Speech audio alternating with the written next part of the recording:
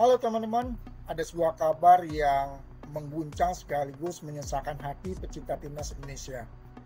Di tengah asa dan semangat membara menuju ronde keempat kualifikasi Piala Dunia 2026, ujian besar kembali menghampiri Garuda. Kali ini datang dari sosok striker andalan yang tengah naik daun, Ole Roemeny. Saya tidak bisa menutup mata terhadap insiden yang terjadi dalam lanjutan Piala Presiden 2025 di Stadion Sijalak Harupat. Pertandingan antara Oxford United melawan Arema FC seharusnya menjadi panggung unjuk gigi para pemain. Namun laga itu justru menyisakan kekhawatiran setelah Ole Roemeny terkapar di menit ke-17 usai ditekan keras oleh Paulinho Mocelin. Dalam tayangan ulang jelas terlihat kaki Paulinho menginjak Roemeny dalam situasi perebutan bola. Anehnya, meskipun sudah ditinjau lewat VAR, wasit hanya memberikan kartu kuning.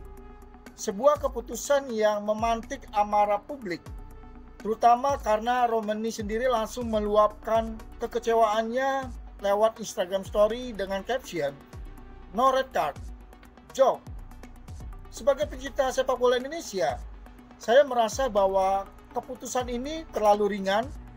Di momen seperti ini kita tidak hanya bicara soal sebuah pelanggaran, tapi juga dampaknya bagi masa depan timnas. Ole bukan striker biasa, 3 gol dari 4 laga terakhir bersama Garuda adalah bukti bahwa ia bukan sekedar nama di atas kertas, melainkan ujung tombak sejati. Kini dengan cedera yang belum diketahui tingkat keparahannya, Patrick Kluivert dan tim pelatih harus memutar otak lebih cepat. Oktober sudah di depan mata, dan timnas tidak bisa menunggu dengan tangan kosong. Disinilah muncul satu nama yang mungkin bisa menjadi solusi jangka pendek maupun panjang. Mauro Jidra, penyerang muda yang kini bermain di Volendam, ini sebenarnya tengah dipersiapkan untuk tim U23. Namun melihat situasi darurat seperti sekarang ini, percepatan proses naturalisasinya bisa jadi kunci penyelamat.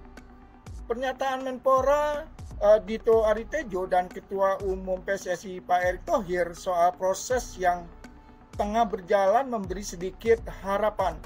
Tapi waktu terus berjalan dan kini butuh tindakan dengan cepat, bukan hanya wacana. Seperti yang pernah dikatakan oleh Pak Erick, salah satu kekurangan tim nasional kita memang di pencetak golnya. Maka masuk akal bila Mauro disiapkan tidak hanya untuk masa depan, tapi juga untuk saat ini sebagai pelapis Roemeny atau bahkan lebih.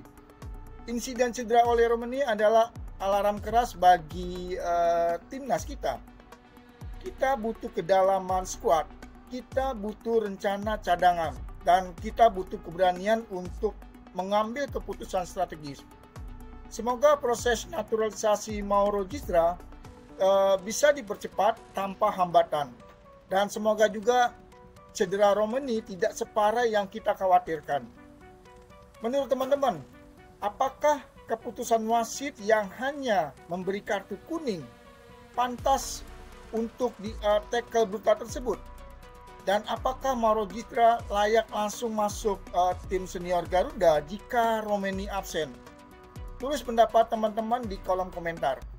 Dan jangan lupa untuk like dan subscribe channel Irfan agar teman-teman tidak ketinggalan berita terkini dari sepak bola Indonesia.